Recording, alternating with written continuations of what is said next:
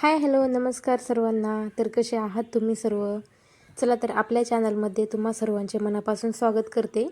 तर मी आज बनवणार आहे शेपूची भाजी. थंबनेल पाहून तर तुम्हाला कळालंच असेल आपण शेपूची भाजी बनवतोय. तर मी ही शेपूची भाजी शेतातून फ्रेश काढून आणलेली आहे.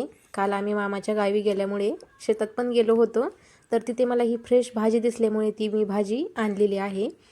तर तुम्ही पाहू शकता मी इथे भाजी निवडून घेते.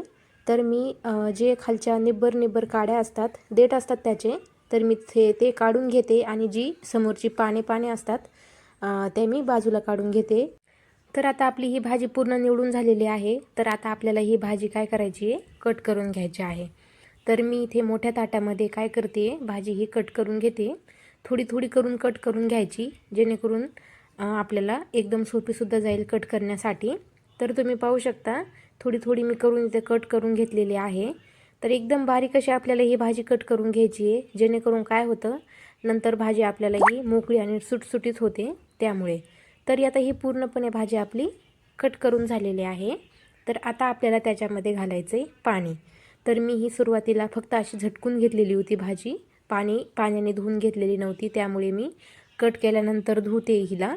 तर याच्यामध्ये मी 2 तांबे पाणी घातलेलं आहे. भरपूर असं पाणी घातलं याच्यामध्ये, जेणेकरून आपल्याला ही भाजी मोकळी आणि सुटसुटीत धुता येईल. तर तुम्ही पाहू शकता एकदम भाजी एकदम खाली बुडालेली आहे पाण्यामध्ये. तर आता ते तसं सोडून देऊया. तर आता इकडे आपल्याला करायचं आहे गॅस चालू. तर गॅस सुरू केल्यानंतर आता त्याच्यावरती ठेवायची आहे आपल्याला कढई. कढईऐवजी तुम्ही दुसरं कुठल्याही भांड्यामध्ये भाजी करू शकता, पण कढईमध्ये मोकळी आपल्याला हलवायला मिक्स करायला सोपी जाते, त्यामुळे मी इथे कढई घेतलेली आहे एकदम मोठ्या आकाराची. आणि आता त्याच्यामध्ये घातलेलं आहे मी तेल. तर इथे 3 ते 4 पळ्या मी तेल घातलेलं आहे. तुम्ही तुमच्या अंदाजाप्रमाणे तुम्ही कमी जास्तसुद्धा घालू शकता. तेल छान गरम झाले की त्याच्यामध्ये काय करायचे, जिरे घालायचे.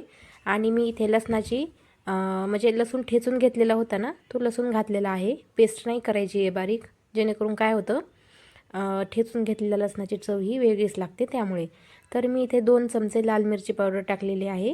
लाल मिरची पावडरच्या ऐवजी तुम्ही ना हिरव्या मिरचीचा सुद्धा वापर करू शकता, पण मी इथे लाल मिरची घातलेली आहे. आणि लाल मिरची आपल्याला ही तेलामध्येच टाकायची आहे अगोदर, नंतर आपल्याला वरतून टाकायचे नाही आहे. वरतून टाकली तर काय होतं, भाजीला ही टेस्ट ही खूप वेगळी येते, आणि तेलामध्ये टाकली तर भाजी ही एकदम चवदार आणि चविष्ट लागते त्यामुळे. तर आता आपल्याला याच्यामध्ये त्या फोडणीमध्ये मी वरतून भाजी घातलेली आहे, पूर्णपणे धुवून घेतलेली. तर आता मी इथे घेतलेला आहे काटे चमचा. तर काटे चमचाने काय होतं, आपल्याला भाजी ही मिक्स करायला एकदम सोपी जाते, कारण की काटे चमचाला काय असतात, दात्र्या असतात, आणि त्याच्यामुळे आपल्याला ही भाजी मिक्स करायला सोपी जाते. काटे चमच्याच्या ऐवजी तुम्ही उलटणंसुद्धा घेऊ शकता, पण त्याच्यापेक्षा ना आपल्याला हे सोपं पडतं मिक्स करायसाठी. तर तुम्ही पाहू शकता मी काटे चमचा घेतलेले आहे, आणि एकदम इझिली आपल्याला ही भाजी मिक्स करता येते. तर भाजी मिक्स झाल्यानंतर आता काय करायचं आहे, मी इथे मुगाची डाळ धुवून घेतलेली आहे अर्धी वाटी. तर ही मुगाची डाळ आपल्याला आता त्याच्यामध्ये शेपूच्या भाजीमध्ये घालायची आहे. आणि नंतर त्याच्यामध्ये घालायचं आहे आपल्याला आता चवीनुसार नमक. नमक हे आपल्याला आत्ताच घालायचं आहे, जेणेकरून काय होतं, भाजीला आपण मुगाची डाळ टाकल्यामुळे मुगाची डाळ ही आपण भिजून घेतलेली नव्हती, तशीच घातलेली होती, फक्त धुवून घातलेली त्यामुळे. तर मुगाची डाळ पटकन शिजते आणि भाजीसुद्धा पटकन शिजते, कारण की नमकमुळे काय होतं, पाणी सुटतं, आणि पाणी सुटल्यामुळे आपली मुगाची डाळ आणि ही शेपूची भाजीसुद्धा इझिली लवकर शिजते आणि गॅससुद्धा जास्त जळत नाही. तर आपल्याला हे नमक आणि डाळ ॲड केल्यानंतर छान असं मिक्स करून घ्यायचं आहे, आणि कमी गॅस करायचा, आणि 10 ते 12 मिनिट आपल्याला झाकण ठेवून ही भाजी वाफवून घ्यायची आहे. 10-12 मिनटानंतर मी इथे झाकण काढलेलं आहे. तर तुम्ही पाहू शकता मुगाची डाळ मी इथे हाताने चेक करून बघितलेली आहे.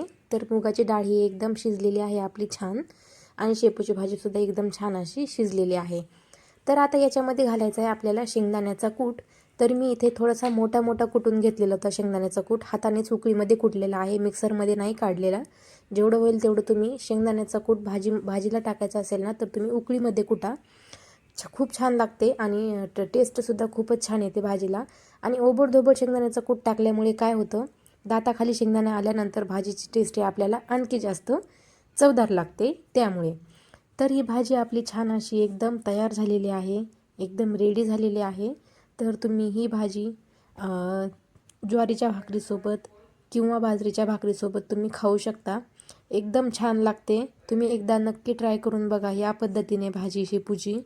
तर आजच्या शेपूच्या भाजीची रेसिपी आवडली असेल तर नक्कीच लाईक करा, शेअर करा.